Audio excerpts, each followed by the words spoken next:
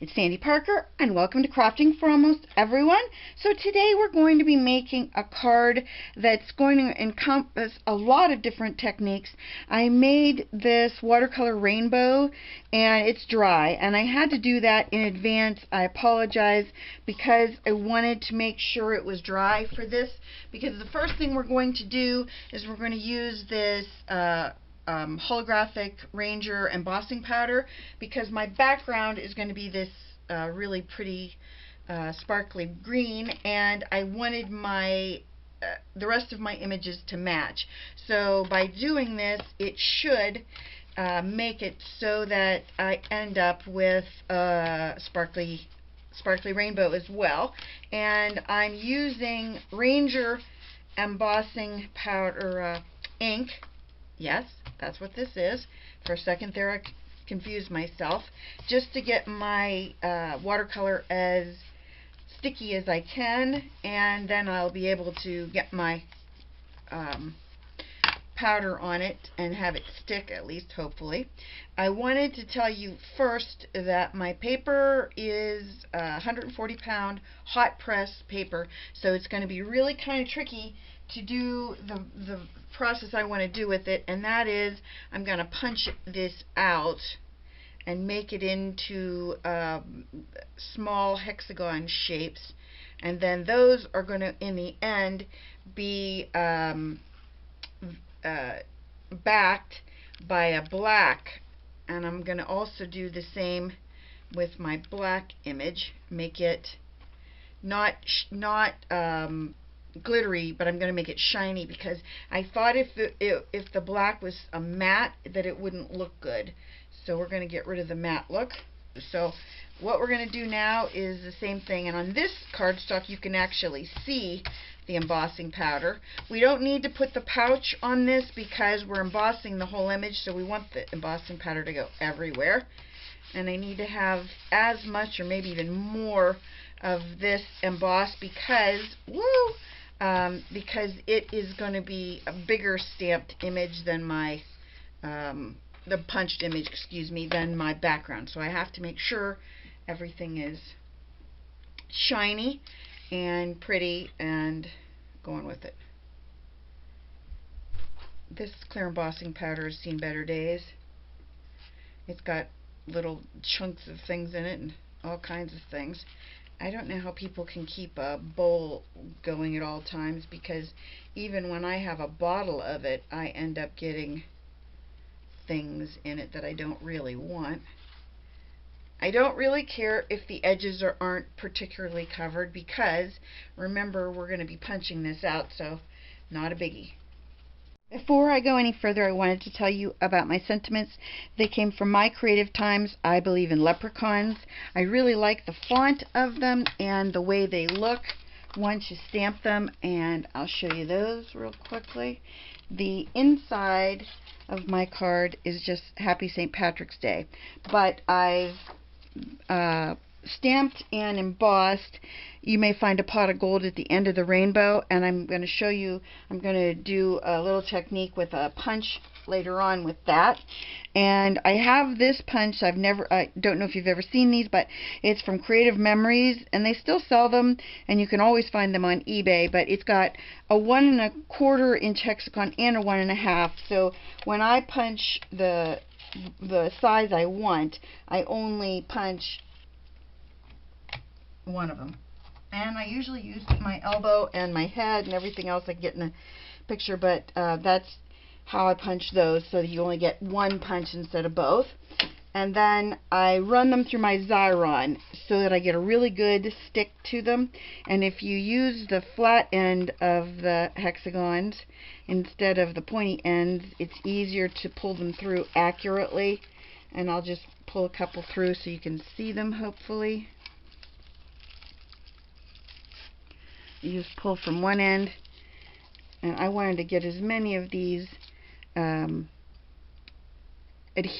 with adhesive on it as possible, so that we have some choices. Okay, then you have this tear bar, and you just do that and tear them off. So once you've done that, the thing that's nice about the this is it creates a sticker. So now when I want to adhere things to my card or to each other, all I want to do is really rub them around the on them to make sure that the adhesive is attached to the backs really well, because we're going to be putting this this layer is a very sticky or heavy layer. It's the 140-pound cardstock. The other layer is just a 65-pound. I didn't want my layers to be, really seriously high. I didn't want to end up with embellishments that made it so that the card was too high to go through the regular mail. And lately I've been finding everything I send I have to put another 21 cents on, because I've got fun foam in there. So just so you know, they have to go through that system. I'm going to use that backing and put one more on that, because I know I have enough sticky stuff to do that right in that little section. So I'll just put that right there, and then we'll put those aside for just a second, because I want to get my card situated with the back on it. I'm going to put on this section this big green piece, and I only made it 1/8 of an inch smaller on both sides than the card base. The card base is 5.5 inches by 4 1/4. I'm going to put this really heavy duty adhesive on the back, because when you have that glittery kind of cardstock, sometimes it makes it really hard for them to adhere. Then I have this extra piece of my cardstock, and I thought what I would do is trim that little center piece so that I can use it as an embellishment on my card. So we're going to I'm going to turn it upside down, because that glitter is going to distract me otherwise. I have better luck when I'm trimming paper when I pull this little bar toward me. I just like to give you random thoughts every now and then. So now that we've got a little strip there that we can use, or a couple little strips we can use, I'm going to rub the edges of my backing so that it's going to really adhere well to my card. And you just have to take the backing off of it. It's a lot easier to do that when you have these really thick pieces of tape. I think I bought this tear tape through, it used to be called, geez, I can't remember the name of the store, but I'll link it in the info below, as I always do. So we're going to want to, I don't like that. Oh, lucky I did that. I would have been gluing that to the back of my card. Oh, that would have been lucky. So we want to make sure, oops, I got a little bit of tape coming over the edge. If you have that happen where your tape is coming over the edge, you just kind of roll it back on itself like that, and then you can't see it. That's the secret to that. And again, we only have 1/8 of an inch border, so it shouldn't be particularly long. So that's our starting point, and because I stamped my sentiment this way, our card is going to face this way. So what we're going to want to do is, when we start our rainbow, here's what I got. This is a rectangular scallop punch, and I can't remember the width, but it's big. I think it's 2 1/4 inches.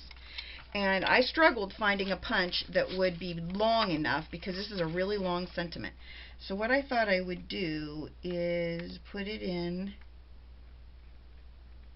like that, and you're pressing on your cut bar, because you want to make sure that your sentiment is centered and that you can see it really well. Okay, so cut that out. Oh, by the way, I used some cardstock that I didn't really like. I just used the back for it.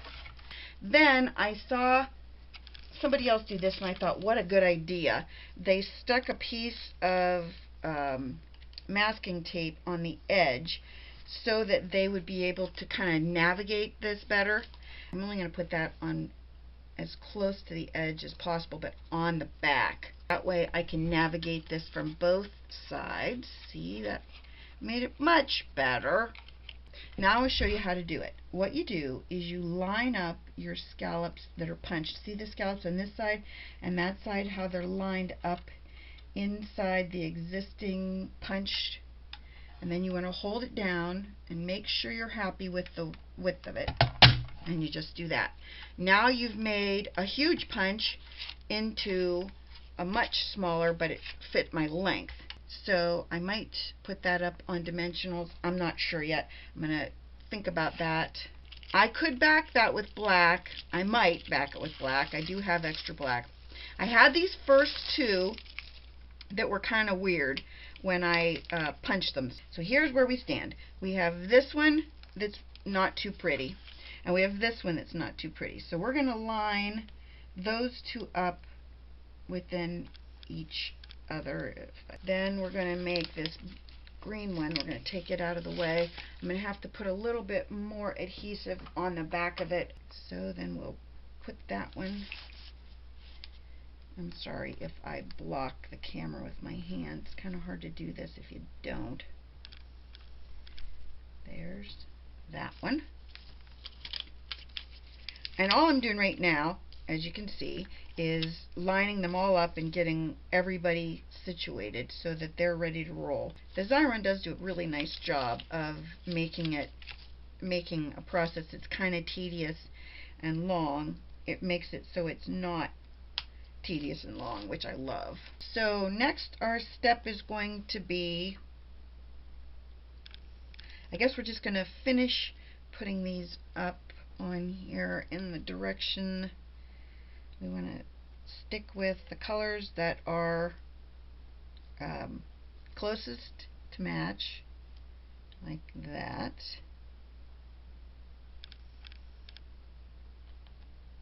And up a little bit. We want to have a little bit of gap.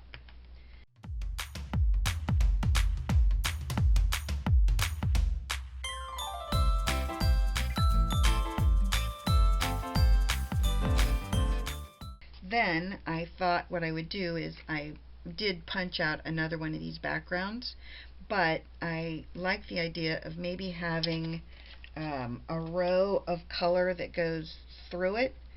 So what I'm going to do is I'm going to put in between these two layers, I'm going to put a little bit of glue right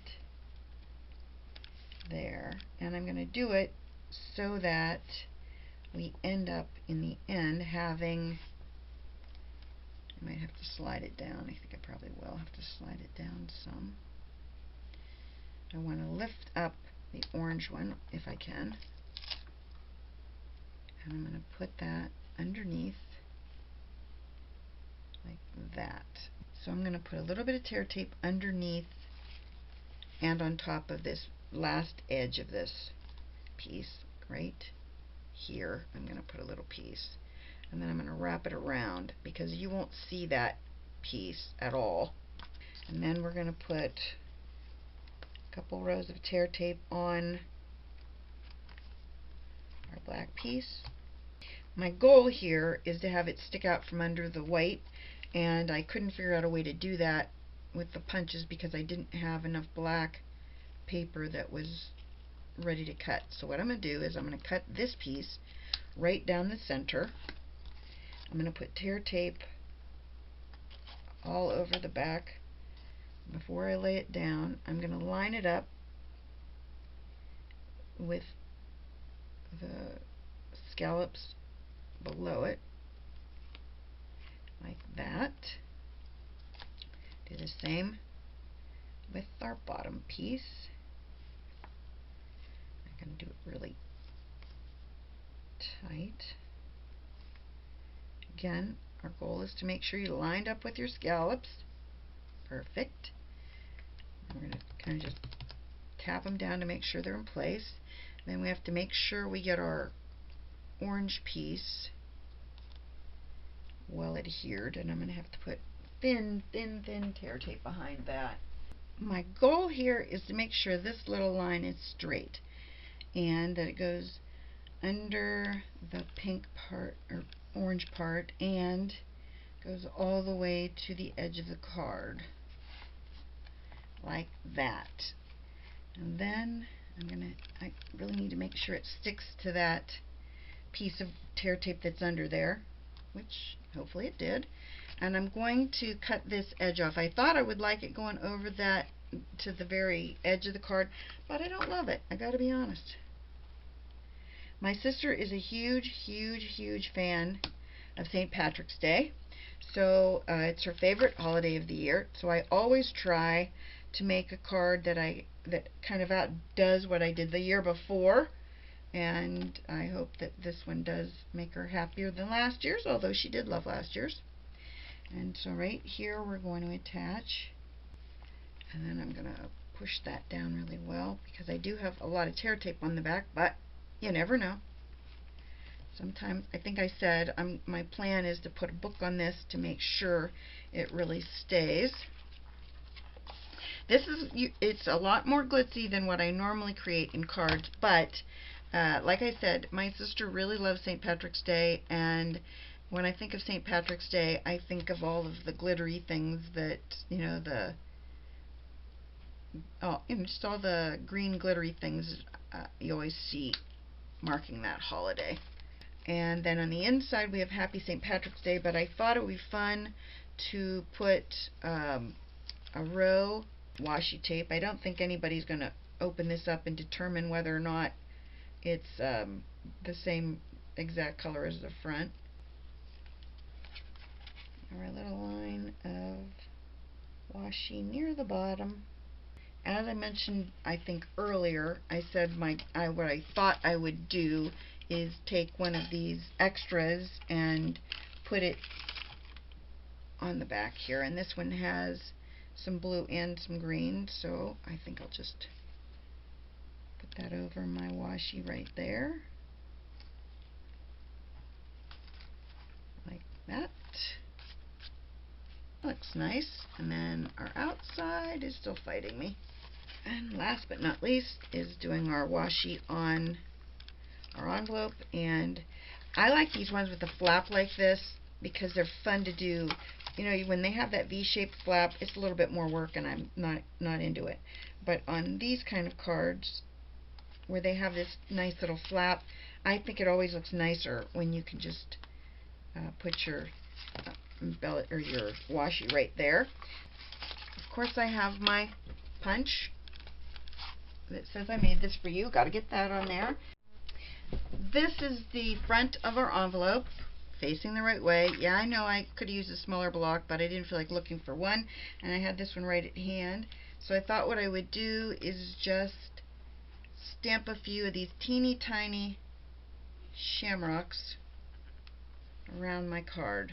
And then I thought in the inside of my card I would just put 3 of them by Happy St. Patrick's Day.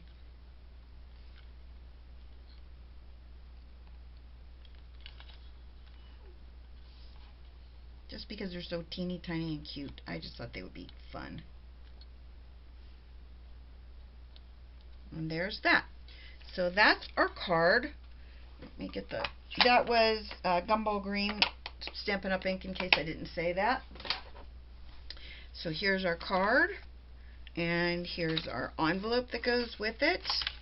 And it was a lot of fun to make. I hope you liked it. Oh, did I stamp on the back? I didn't even remember. Sorry. I made that for you. So I hope you'd enjoyed this video, and that you'll give it a thumbs up and subscribe. Please tell your friends about me on social media. I'd really appreciate it. Thanks so much for watching. Bye-bye.